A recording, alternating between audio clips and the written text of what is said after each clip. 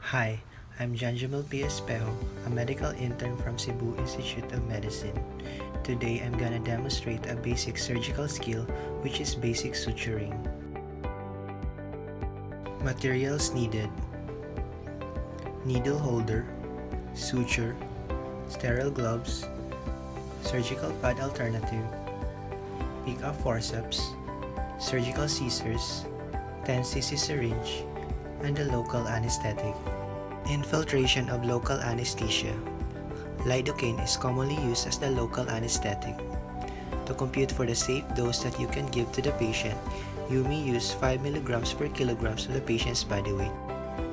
After computing the safe dose, withdraw the desired amount of anesthetic from the bottle while observing sterility.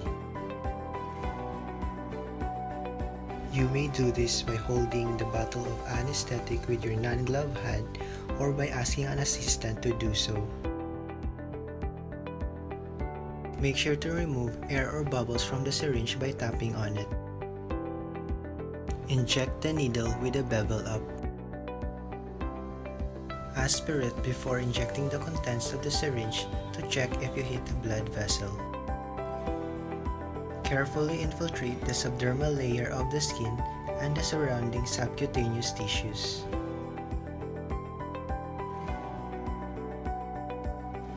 Make sure to inject around the site of the suture. Check the effect of the local anesthetic. Look at the reaction of the patient, whether he or she is feeling any pain.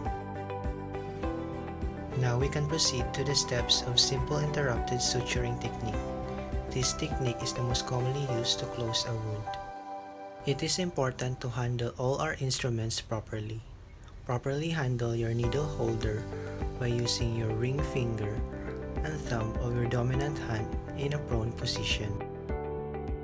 Hold the pick-up forceps with the other hand with a pencil grip. Load the needle with your pick-up forceps and place it at the tip of your needle holder, 2/3 midway from the needle tip. Start suturing by approaching one side with the needle 1 cm from the edge perpendicular to the tissue sutured. Gentle rotation of the wrist subsequently follows until the suture exits on the other surface. Adjust the length of the suture. Next, you perform the instrument knot tie or the square knot. This is accomplished by alternating sides as the suture is twisted around the needle holder. The knot should be tightened sufficiently without constricting the tissue and impeding the blood flow. It is important to position the knot at the side and not directly at the wound edges as not to disturb the healing process. Grab your surgical scissors and handle them just like you handle your needle holder. Cut the suture 1 cm away from the knot. Ensure that the knot is tightly done in order to achieve wound approximation. This is done by spreading the needle holder in between. The whole procedure is repeated along the entire length of the wound. It is important to remember to never hold the needle with your hands for the entire duration of the procedure.